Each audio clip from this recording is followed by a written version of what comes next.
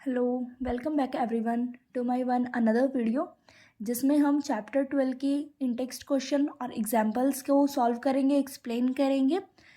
तो आइए वीडियो को शुरू करते हैं क्वेश्चन नंबर 12.1 से। चैप्टर का नाम मैं 12 ही बोल रही हूँ बार बार, पर नई वाली एनसीईआरटी के अकॉर्डिंग ये वाला चैप्टर नंबर 11 है। स्टिल इसमें क्वेश्चन वही होंगे जो हमारे लेटेस्ट सिलेबस के अकॉर्डिंग है। कुछ भी आपको एक्स्ट्रा नहीं करवाया जाएगा, कुछ भी आपको कम नहीं करवाया जाएगा। एक्स्ट्रा इन द सेंस कि जो सिलेबस में नहीं है वो नहीं करवाया जाएगा। वैसे आपको जो चीज़ें मोल्ड होकर आ सकती हैं वो आपको साथ साथ बताई जाएंगी। तो आइए शुरू करते हैं फर्स्ट क्वेश्चन से। बेटे सबसे पहले सबके लिए एक छोटा सा, आप ये कह सकते हो कि गाइडेंस है, एक छोटा सा क्ल्यू या जो भी आप इसको कहना चाहें। आप लोगों को ना सबसे पहले अपने क्वेश्चन को बार बार पढ़ना है कि आपके क्वेश्चन में दिया क्या है, पूछा क्या है, ताकि ये सब चीज़ आपको क्लैरिफाई हो जाए। फिर क्वेश्चन सॉल्व करना डिफ़िकल्ट नहीं रहेगा। चलिए शुरू करते हैं। The very first question, a current of 0.5 ampere is drawn by the filament of an electric lamp for 10 minutes. Find the amount of electric charge that flows through the circuit. कि कोई भी एक बल्ब का filament है जिसने current कितना लिया है, मुझे करंट दिया हुआ है 0.5 एम्पियर।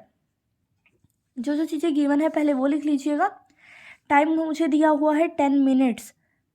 आप ना हर एक फिजिकल क्वांटिटी को लिखते जाएं और साथ साथ ये इंश्योर करते जाएं कि वो जो आपको फिजिकल क्वांटिटी दी है वो अपने एसआई यूनिट्स में है। जैसे यहाँ पर टाइम मिनट्स में है तो आप उसको साथ के साथ कन्वर्ट करके लिख दें सेकेंड्स में। टाइम हो गया 600 सेकेंड और इन्होंने मुझे बोला है कि आपको चार्ज निकालना है। हर एक चीज़ लिख दें, क्या गिवन है, क्या फाइंड आउट करना है, ताकि चेक करने वाले को पता लगे कि हाँ बच्चे को क्वेश्चन क्लियर है। After that we know that कि आई जो है वो क्या होता है, Q/T। क्यू को निकालना है मुझे नहीं पता कि क्यू कितना है। तो सबसे पहले आप यहाँ पर आई को लिखेंगे। आई 0.5, तो मैं उसको 5/10 कर दूँ पॉइंट हटा के। क्यू बाई मैं टी को 600 कर दूँ तो मेरे पास आएगा 5/10। 600 इधर डिवाइड में तो इधर मल्टीप्लाई में आएगा, इज इक्वल टू क्यू। इससे ये कैंसल। 60 × 5 इट विल बी 300, और साथ में ऐसा यूनिट लगाना ना भूलें। तो फाइनल आंसर इज 300 कूलम। चलिए ये वाला क्वेश्चन सभी को क्लियर हो गया। Let's come to the second question. Example first ही था, उसके बाद इन टेक्स्ट का क्वेश्चन है। What does an electric circuit mean. Electric circuit का मतलब क्या होता है बेटा? ये वो पाथ होता है जिसमें से इलेक्ट्रिक करंट फ्लो होता है। तो it is the path through which is assign और through which current flows. It is the path which is assign, जो आपने फिक्स कर दिया है कि हाँ भाई हमारा करंट यहाँ से चल के आना चाहिए। विच is assign for the flow of electric charge. जो चार्ज के फ्लो के लिए आपने पाथ असाइन किया है उसको हम क्या बोलते हैं, इलेक्ट्रिक सर्किट बोलते हैं। चाहे तो आप यहाँ पर कोई इलेक्ट्रिक सर्किट बना के दिखा सकते हैं। ये बल्ब है, इस बल्ब को मैंने यहाँ पर बैटरी से कनेक्ट किया, ये ऑन ऑफ मैंने की लगाई है। करंट हमेशा बैटरी के पॉजिटिव टर्मिनल से निकलेगा, नेगेटिव में आएगा। तो ये है, आप कोई भी एक सिंपल सा इलेक्ट्रिक सर्किट बना के दिखा सकते हैं। चलिए नेक्स्ट क्वेश्चन करते हैं। Define unit of current. Current की जो यूनिट होती है वो एम्पियर होती है। मुझे एम्पियर को डिफाइन करना है। आई जो है वो Q/T होता है। चार्ज को आप 1 कूलम कर लीजिए, टाइम को आप 1 सेकेंड कर लीजिए, तो 1/1 1 आएगा। 1 कूलम बाई सेकेंड, और 1 कूलम बाई सेकेंड को 1 एम्पियर कहा जाता है। तो 1 एम्पियर को आप इतना भी लिखेंगे तो बहुत, वैसे तो इतना लिखने से भी चीज़ें क्लियर हो जाती हैं, बट फिर भी आप इसकी पूरी स्टेटमेंट लिखें। यदि किसी सर्किट में से 1 कूलम चार्ज पास होने में 1 ही सेकेंड लगाता है तो वो 1 एम्पियर करंट को कॉन्स्टिट्यूट करेगा। मतलब अगर if 1 coulomb charge is passing through a circuit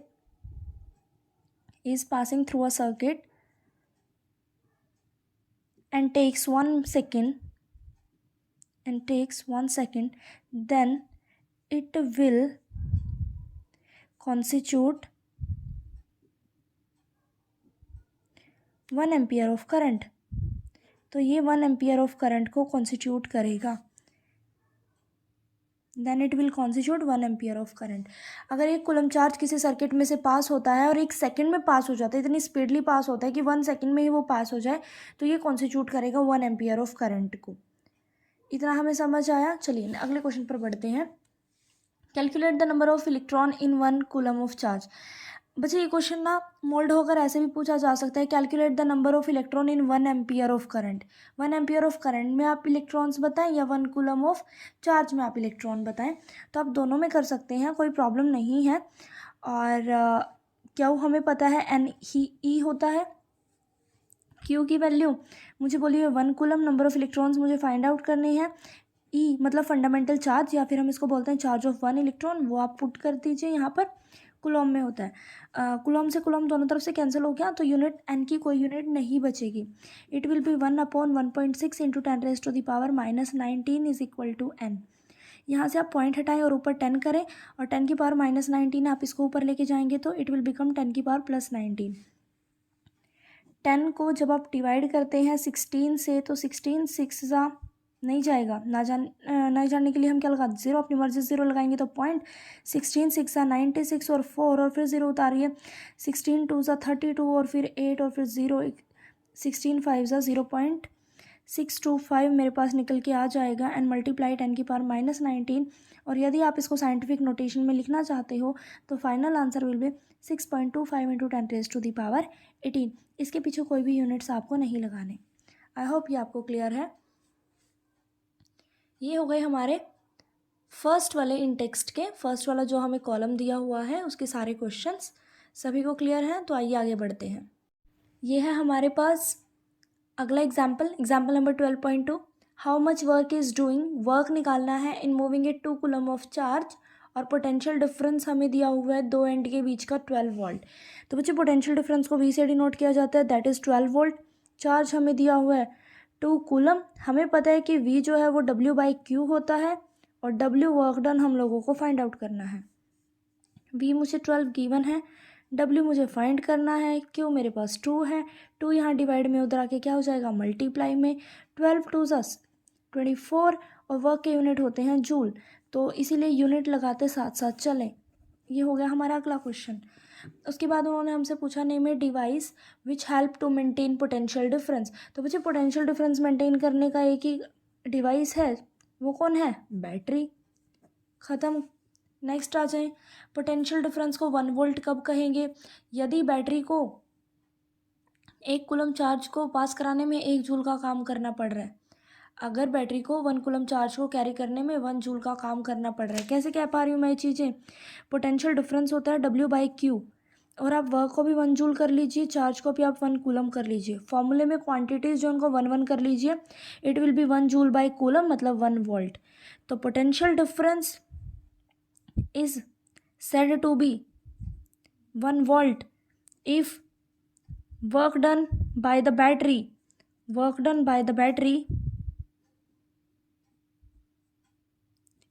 in carrying 1 coulomb of charge from one point to another point is 1 joule. अगर बैटरी को उस जिन 2 पॉइंट की बात कर रहे हैं उन दोनों पॉइंट में, एक पॉइंट से दूसरे पॉइंट तक लेकर जाने में चार्ज को यदि 1 जूल का काम करना पड़ रहा है, तो आप कहेंगे कि बैटरी का जो पोटेंशियल है वो क्या है, 1 जूल है। क्लियर हो गया। चलिए आते हैं नेक्स्ट क्वेश्चन पर। How much energy is given to each coulomb. देखिए ये ईच कूलम लिखा हुआ है, ईच कूलम मतलब चार्ज 1 कूलम, चार्ज हो गया 1 कूलम। 1 कूलम को बैटरी कितनी एनर्जी प्रोवाइड करेगी, यदि बैटरी का पोटेंशियल 6 वोल्ट हो, बैटरी का पोटेंशियल हमें दिया हुआ है 6 वोल्ट, मुझे पता है voltage is equal to work by charge, या फिर आप कह सकते हैं एनर्जी बाय चार्ज। वोल्टेज मुझे दी है 6, एनर्जी मुझे निकालनी है, चार्ज है 1, तो उधर लेकर जाएँ 6 × 1 इट विल बी 6, और एनर्जी के यूनिट अगेन जूल, तो एनर्जी आ गई यहाँ पर 6 जूल। ये भी क्लियर है आप सभी को। आइए बढ़ते हैं आगे। अब आपको क्वेश्चंस दिखेंगे ओम्स लॉ से, तो आइए ओम्स लॉ के क्वेश्चंस करते हैं।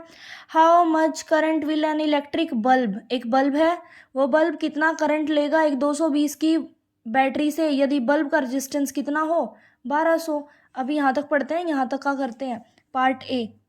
आपको बोला हुआ एक बल्ब को 220 वोल्ट की बैटरी के साथ जोड़ दिया गया है। यहाँ पर मैं ड्रॉ करके बताती हूँ, एक बल्ब है, इस बल्ब को यहाँ पर 220 वोल्ट की बैटरी के साथ क्या कर दिया जाता है, कनेक्ट कर दिया जाता है। तो इससे ये बल्ब कितना करंट ड्रॉ करेगा, कितना करंट लेगा, ये आपको बताना है।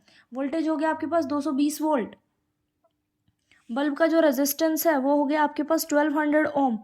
तो आपको क्या बताना है, इलेक्ट्रिक करंट ओम्स लो, वीर से याद रखवाया था, V is equal to I R, V is 220, I मुझे नहीं पता, निकालना है, इट इज़ 1200 ओम।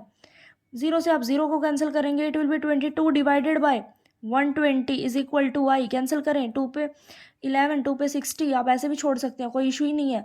तो 11/60 करंट है तो एम्पियर, हो गया काम यहाँ तक। चलिए अब आए पार्ट बी पर।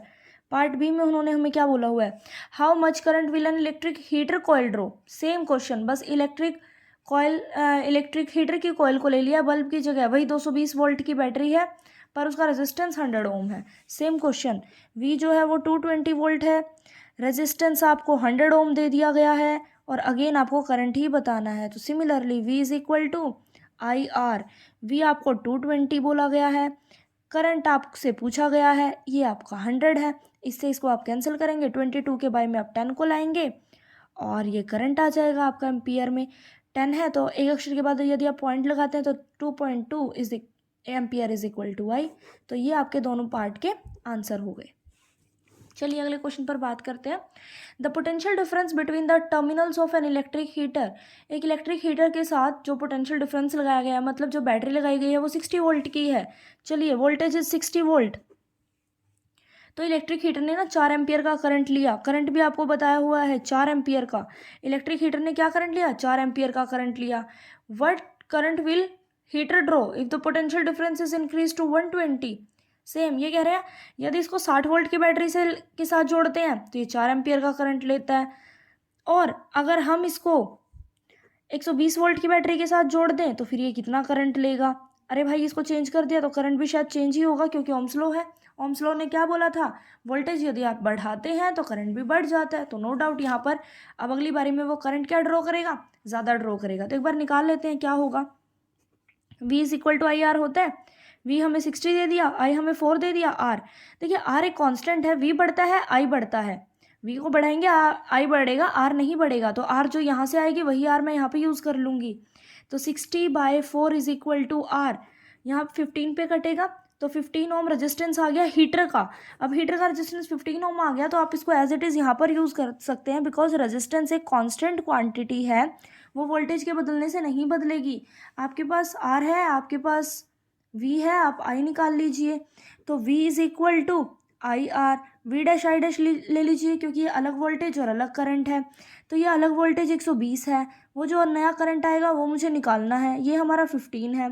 तो 120 divided by 15 it will B 8 ampere. तो नया करंट हीटर को 120 वोल्ट की बैटरी के साथ जोड़ने पर कितना आ जाएगा, 8 एम्पियर आ जाएगा। यहाँ तक समझ आया आपको। चलिए आगे बढ़ते हैं अपने नेक्स्ट क्वेश्चन की तरफ, जिसमें कैलकुलेशन थोड़ी सी ट्रिकी जा सकती है, बट घबराना नहीं है, हम कर लेंगे बहुत ईजिली। चलिए, resistance of a metal wire, एक मेटल वायर है जिसका रेजिस्टेंस मुझे गिवन है, that is 26 ohm. Resistance of a metal wire is 20 ओम।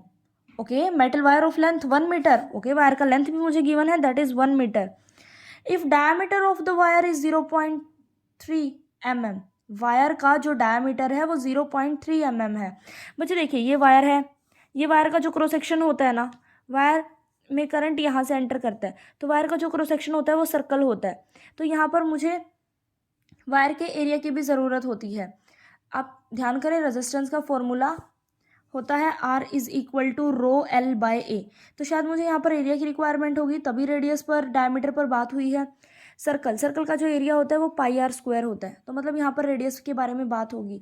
तो आप डायरेक्ट रेडियस पे ही बात करें ना, डायमीटर आपको दिया हुआ है 0.3, तो रेडियस आपके पास हो जाएगी 0.3 डिवाइडेड बाई 2 mm। तो मेरे एक सजेशन आपको रहेगा, इसको पहले से ही सॉल्व करके चलें। पॉइंट हटाते हैं, 3/2 तो है ही, पॉइंट हटाएंगे बाई में एक 10 आएगा, साथ में यहाँ पर mm है, इस mm को ना मीटर में कन्वर्ट करके चलें, तो mm को मीटर में कन्वर्ट करते हैं, डिवाइड में 1000 आता है। इसको अभी सिंप्लीफाई करते हैं, 3/2 ये हो गए 10 की पावर 4, 3 और 1 4, 10 की पावर 4 ऊपर लेकर जाएं, 10 की पावर बन जाएगा -4 मीटर। ये चीज़ आगे कैलकुलेशन में इजी हो जाएंगी, 10 की पावर 4 में कन्वर्ट करके चलें, ये हो गया। उसके बाद पूछा उन्होंने what will be the resistivity, बिल्कुल रेजिस्टिविटी निकलवानी थी इन्होंने इसी टेम्परेचर पर, और एक टेबल का यूज़ करके आपको फिर लास्ट में ये भी बताना है कि जो आपकी रेजिस्टिविटी आएगी ये टेबल में कौन से मटेरियल के साथ मैच होगी। उस बात पर हम बाद में आएंगे, पहले हम रेजिस्टिविटी निकाल लेते हैं। सब्सटीट्यूट करें डाटा, आर को आप सब्सटीट्यूट करें 26, रेजिस्टिविटी आपको निकालनी है, लेंथ आपको 1 दी है, एरिया होता है बच्चे pi r square, pi r square. चलिए 20 इसको उधर ही ले जाएं, उधर ही शिफ्ट कर देते हैं। तो 26 into pi r square is equal to rho once rho. तो ये 26 पाई को आपकी मर्जी है 22/7 ले लीजिए, आर स्क्वायर मतलब आर को आपने 2 बार लिखना है, आर क्या आपकी 3/2 इंटू 10 की पावर 4 -4 सॉरी 3/2 इंटू 10 की पावर -4 मल्टीप्लाई 3/2 इंटू 10 की पावर -4। कैलकुलेशन को बड़ा ही ईजिली करने के लिए 10 की पावर को पहले साइड में करें आप। अच्छा इसको कैंसिल भी कर सकते हैं, 2 पे 13 और 2 पे ही 11, ये हो गया। और ये 10 की पावर -4 10 की पावर -4 ये हमारा हो गया 10 की पावर -8, और ये मेरे पास आ जाएगा 11 3 ज़ा 33 और 33 3 ज़ा 99, और 99 मल्टीप्लाई 13 और डिवाइडेड बाय 7। यदि हम अप्रोक्सीमेशन में चलते हैं तो 7 1 ज़ा 7 7 2 ज़ा 14 होता है, अप्रोक्सीमेटली तो 2 ही आएगा 1.9 समथिंग, तो 2 चलाओ इसको। 99 को यदि हम 2 से मल्टीप्लाई कर देते हैं तो ये हमारा हो जाएगा 198 इंटू 10⁻⁻8। कुछ ऐसा आंसर आ गया, और ये हमारी रेजिस्टिविटी की वैल्यू आ गई। यदि मैं इसको साइंटिफिक नोटेशन में कन्वर्ट करूं तो साइंटिफिक नोटेशन में इसको आप लिख सकते हैं 1.98 इंटू 10⁻⁻, वट 10⁻⁻, वट अगर हम इधर लेफ्ट में करते हैं तो 10 की पावर -6, लेफ्ट में पॉइंट लेके जाते हैं तो पावर में 2 ऐड कर दीजिए, और इसकी रेजिस्टिविटी के यूनिट रहते हैं ओम मीटर। तो ये कुछ 1.9 के समथिंग आपका आएगा, 1.9 के समथिंग। हम देख लेंगे टेबल में कौन सा मटेरियल मैच होता है। आप अभी टेबल से देख पाए तो 1.8 1.9 के नज़दीक जो मटेरियल आपके पास निकल के आता है वो आता है मैंगनीज। मैंगनीज मटेरियल ऐसा है जिसका मैंगनीज होता है, मैंगनीज ऐसा मटेरियल है जिसका रेजिस्टिविटी इस जोन में मैच होता है, जो आपका आंसर आया है। चलिए बढ़ते हैं अगले क्वेश्चन की तरफ। आपका एग्जाम्पल नंबर 12.6 इसकी तरफ बढ़ते हैं, और इसमें मैं आपको थोड़े थोड़े चेंजेस भी बताऊंगी, इसमें क्या क्या चेंजेस हो सकते हैं। तो पहले आप इसको सॉल्व करें। एक वायर है किसी भी मटेरियल का आपको दिया हुआ है जिसका लेंथ L है, जिसका एरिया A है, उसका रेजिस्टेंस आपको 4 दिया हुआ है, लेंथ एरिया और रेजिस्टेंस, तो यही वाला फॉर्मूला लगा लें, R is equal to rho L/A। Resistance आपको 4 गिवन है, रजिस्टिविटी के बारे में कुछ कहा नहीं हुआ है, लेंथ L बोली है, एरिया A बोला गया है। इसको फर्स्ट इक्वेशन बनाएं और आगे पढ़ें। और ये क्या कह रहे हैं, what would be the resistance of another wire. अच्छा देखिए ये वाली चीज़ बहुत इंपॉर्टेंट है, ये कह रहे हैं रेजिस्टेंस ऑफ अनदर वायर। इसके ऊपर मैं अभी आपको एक बात बताऊंगी, अभी पहले इसको सॉल्व करें। अनदर वायर का रेजिस्टेंस बताना है जो कि सेम मटेरियल की है। यदि मटेरियल सेम है तो जो मैं अब अगली वायर लूँगी जिसके लिए मैं डाटा निकालूंगी, अनदर वायर जो है उसका रेजिस्टिविटी आप फर्स्ट वायर जैसा ही लें, बिकॉज मटेरियल सेम है, पर उसका लेंथ हमें बोला हुआ है L/2 और एरिया बोला हुआ है 2A। तो चलिए यूज़ करें, नए वायर का रेजिस्टेंस मुझे निकालना है, नए वायर का रेजिस्टेंस मुझे निकालना है। पुराने उसको बोला है मटेरियल सेम तो रेजिस्टिविटी सेम, ऊपर रखते हैं हम लेंथ को, लेंथ बोला है L/2, एरिया को बोला है 2A। इसको 4 बनाने के लिए बाय में 1 लगा सकते हैं। R डैश यहाँ पर मेरा निकल के आएगा rho L/2 into 1/2A। It will be R dash is equal to rho L/4A। और मैं इक्वेशन 1 से क्लियरली देख पा रही हूँ रो L/A, रो L/A किसके इक्वल है 4 के। तो यहाँ पे रो L/A इन तीनों को हटाकर यहाँ पर आप 4 लिख दीजिए, और एक 4 बाय में है, 4 से 4 कैंसिल होगा तो यहाँ पर आ जाएगा 1 ओम। क्या इतना हमें समझ आया? बिल्कुल, यहाँ तक हमें चीज़ें बिल्कुल अच्छे से क्लियर हो गई। तो समझिए एक और बात, ये क्वेश्चन कुछ इस तरीके से भी क्वेश्चन आ जाते हैं बच्चे। आप लोगों को ये कह देंगे कि एक वायर है, वायर का लेंथ L है, एक वायर है उसका लेंथ L है, एरिया पर वो कोई बात नहीं करेंगे। अब कहते हैं हमने इसी वायर को क्या किया, इसी सेम वायर को हमने क्या कर दिया, स्ट्रेच कर दिया, खींच दिया, खींच के हमने उसकी लेंथ को डबल कर दिया, सेम वायर को खींच के लेंथ को डबल कर दिया।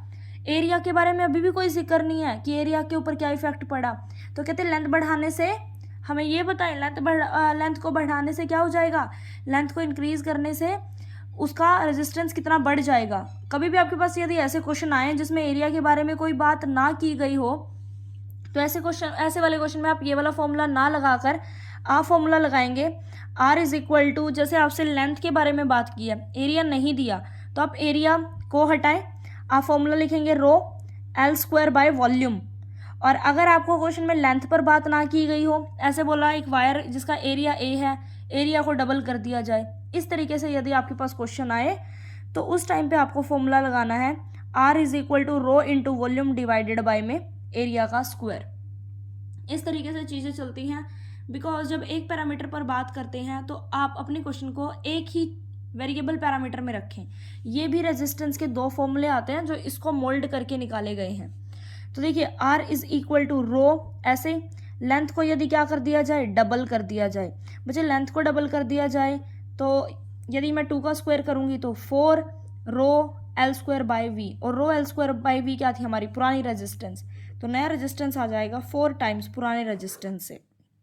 तब आप जब दो पैरामीटर में से एक पैरामीटर पर बात की गई हो तो अब नॉर्मल फॉर्मूला ना लगाकर आप ये वाले फॉर्मूले के साथ जाए। इसी सेम चैनल पर, मेरे वाले चैनल पर मैंने एक शॉर्ट्स अपलोड किया है जिसमें मैंने इस वाले चैप्टर के सारे फॉर्मूलाज को लिखा हुआ है, तो आप वहाँ से ये फॉर्मूलाज एक बार देख सकते हैं। चलिए बढ़ते हैं अगले क्वेश्चंस की तरफ जो कि इन टेक्स्ट के क्वेश्चन हैं। On what factor does the resistance of a conductor depend. तो देखिए कंडक्टर का जो रेजिस्टेंस होता है वो 4 फैक्टर पर डिपेंड करता है। 4 में से जो पहला फैक्टर है that is length of the conductor, length of the conductor. ये हमने जब चैप्टर पढ़ा तो ये वाली चीज़ें हमने पढ़ी थी, लेंथ ऑफ द कंडक्टर। दूसरा डिपेंड करता है area of cross section of the wire और conductor, area of cross section of the conductor, conductor के एरिया ऑफ क्रॉस सेक्शन पर डिपेंड करता है। तीसरा डिपेंड करता है बच्चे टेम्परेचर पर, मतलब ये वो फैक्टर है जिससे रेजिस्टेंस बदल सकता है, जिन पर रेजिस्टेंस डिपेंड करता है। तीसरा फैक्टर है टेम्परेचर, और चौथा टेम्परेचर है नेचर ऑफ मटेरियल। अगर आप अलग मटेरियल लेंगे, कोई दूसरा मटेरियल लेंगे तो उसका नेचर अलग होगा, तो उसका रेजिस्टेंस भी अलग होगा। आइए अगले क्वेश्चन पर आते हैं। Will current flow more easily through a thick wire और a thin wire of same material when connected to same source, why. कहते हैं एक मोटी तार है एक पतली तार है, दोनों ही लगा लो कॉपर की बनी हुई हैं, दोनों ही सेम मटेरियल की बनी हुई हैं और दोनों को एक ही जैसी बैटरी से कनेक्ट किया है। तो मोटी वायर ज़्यादा करंट ड्रॉ करेगी या पतली वायर ज़्यादा करंट ड्रॉ करेगी? तो answer will be thick wire, thick wire will draw, thick wire will draw more current. कारण क्या है इसका? तो इसका कारण है कि जो मोटे वाली तार होती है, मोटे वाली तार का रेजिस्टेंस कम होता है तो उसमें से करंट ज़्यादा फ्लो करता है, because thick wire has less resistance. क्योंकि थिक वायर का रेजिस्टेंस क्या होता है, लेस होता है। क्यों होता है? क्योंकि हमें पता है कि resistance is inversely proportional to the area, जिसका एरिया ज़्यादा हुआ उसका रेजिस्टेंस कम होगा और उसमें से करंट ज़्यादा फ्लो कर पाएगा। So the answer will be thick wire. आइए बढ़ते हैं नेक्स्ट क्वेश्चन की तरफ। Let the resistance of the electrical component remains constant. बच्चे रेजिस्टेंस को कांस्टेंट रखा है और पोटेंशियल डिफरेंस को हाफ कर दिया गया है, तो करंट पर क्या प्रभाव पड़ेगा? वैसे तो हम सबको पता है कि वोल्टेज जो है वो डायरेक्टली प्रोपोर्शनल होती है करंट के। यदि वोल्टेज को हाफ करेंगे तो करंट भी क्या हो जाएगा, हाफ हो जाएगा। करंट भी क्या हो जाएगा, हाफ हो जाएगा। चलिए एक बार इसको सॉल्व भी करके बता देते हैं। तो V क्या होता है, IR। फर्स्ट इक्वेशन बना के छोड़ दें। कहते हैं हमने वोल्टेज को, अब दूसरा केस लें, वोल्टेज को चेंज कर दिया, सपोज V डैश हो गया। करंट बताना है कितना हो गया, सपोज I डैश हो गया। R को बोला है कांस्टेंट रखें, मतलब R को सेम ही रखें। ये हो गई सेकंड इक्वेशन। इस सेकंड इक्वेशन में क्या बोला, वोल्टेज को कितना करने के लिए, V डैश करने के लिए नहीं बोला, V को करने के लिए बोला हाफ। तो ये लीजिए हाफ किया।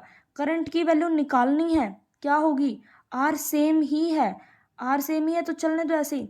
इस R को यहाँ से यहाँ से मैं एक और चीज़ कर सकती हूँ, तो इसको V/2 रखें आप, इसको आप I डैश रखें। फर्स्ट इक्वेशन में से R की वैल्यू निकाल लें, यहाँ से R यदि निकाला जाएगा तो it will be V/I is equal to R, और R को लिख दें V/I। और यदि आप उसको V/I लिख देंगे तो V से V दोनों तरफ क्या हो जाएगा, कैंसल, और जो ये डिवाइड वाला I है ये उधर चला जाएगा, तो ये हो जाएगा I/2 is equal to I dash. इसका मतलब नया करंट जो है वो पुराने करंट से हाफ है। इसको आप डायरेक्ट भी लिख सकते हैं कि वोल्टेज डायरेक्टली प्रोपोर्शनल होता है करंट के। वोल्टेज जैसे जैसे बढ़ता है करंट भी वैसे वैसे ही बढ़ता है। यदि आपने वोल्टेज को हाफ किया है तो current will also reduce to half. इस तरीके से हो जाएगा। ये करते हैं हमारे अगले questions. Why are the coil of electric toaster और इलेक्ट्रिक आयरन जो प्रेस होती है कपड़ों पे करने वाली, इन सबको अलोय से बनाया जाता है प्योर मेटल की बजाय? बिकॉज जो ये अलोय होते हैं, अलोय का रेजिस्टिविटी हाई होता है। बिकॉज अलोय का जो रेजिस्टिविटी होता है वो क्या होता है? हाई रेजिस्टिविटी होता है। अलोय के पास, अलोय हैज़ हाई रेजिस्टिविटी। हम पूरा लिखते हैं, alloy has high resistivity, high resistivity. Also जो ये होते हैं, ये हाई रेजिस्टिविटी इनकी होती है, इनमें हीट भी ज़्यादा प्रोड्यूस होता है। प्लस एक और मेन चीज़ है कि इनका जो मेल्टिंग पॉइंट है, also they have high melting point, they have high melting point. आपने देखा होगा आपकी आयरन कितनी ज़्यादा गर्म होती है। अगर आपकी आयरन गर्म हो गई और उसको आपने सिंपल मटेरियल से बना दिया, किसी पतली सी मेटल की अगर आपने किसी लेयर से बना दिया उसको, तो हीट प्रोड्यूस होते ही वो मेल्ट हो जाएगी, वो पिघल जाएगी। तो इसीलिए हमेशा हमें उनको किससे बनाना होता है? एलॉय से। एलॉय का मेल्टिंग पॉइंट क्या होता है? हाई, ताकि ये ज़्यादा गर्म होने के बावजूद भी मेल्ट ना हो। इनका मेल्टिंग पॉइंट क्या होता है? High. So they can bear high temperatures. तो क्या बियर कर सकते हैं? हाई टेम्परेचर्स बियर कर सकते हैं विदाउट मेल्टिंग। बिना पिघले हाई टेम्परेचर को क्या कर सकते हैं? बियर कर सकते हैं। दैट्स वाई इनको किससे बनाया जाता है? एलॉय से। आज की वीडियो का लास्ट क्वेश्चन, आपको टेबल का यूज़ करना है, टेबल 12.2 का, और फिर बताना है कि आयरन और मरकरी में से कौन बेस्ट कंडक्टर है, और सिमिलरली पूरी टेबल में से बेस्ट कंडक्टर कौन है। आइए आपको टेबल दिखाते हैं, फिर इसके आंसर करते हैं। तो अभी आपने टेबल देखा और टेबल को देखकर डेफिनेटली आप समझ गए होंगे कि जो आयरन होता है, आयरन का जो रेजिस्टिविटी है दैट इज़ 10 × 10⁻⁸ ओम मीटर। जो सिल्वर है उसका होता है 94 मरकरी का होता है 94 × 10⁻⁸। पहले आप इन दोनों को कंपेयर करें। इन दोनों में आयरन का रेजिस्टिविटी कम है, रेजिस्टिविटी कम है तो इसमें रुकावट कम है, रुकावट कम है तो इसमें करंट आसानी से पास होगा, और करंट आसानी से पास होगा तो ये गुड कंडक्टर हुआ मरकरी और आयरन में से। तो मरकरी और आयरन में से बेस्ट कंडक्टर कौन है? That is iron. Because has less resistivity, क्योंकि इसकी रेजिस्टिविटी क्या होती है? कम होती है। आइए दूसरे क्वेश्चन को आंसर करते हैं। सारे मटेरियल पूरी की पूरी टेबल में से जो टॉप पे आता है ना वो सिल्वर आता है, और क्योंकि सिल्वर का जो रेजिस्टिविटी है वो बाकी सभी मटेरियल में सबसे कम है, दैट इज़ 1.6 ओनली। 10⁻⁸ भी है साथ में, बट 1.6 × 10⁻⁸। दैट्स वाई सभी मटेरियल में से बेस्ट कंडक्टर कौन है? सिल्वर, क्योंकि इसका रेजिस्टिविटी सबसे क्या है? लेस है। आई होप आपको आज का वीडियो अच्छा लगा और आपको सारे क्वेश्चंस के आंसर अच्छे से मिल गए और समझ भी आए। फिर भी किसी का कोई डाउट रह जाता है तो do let me know in the comment section. I will try to resolve your queries, and thank you so much.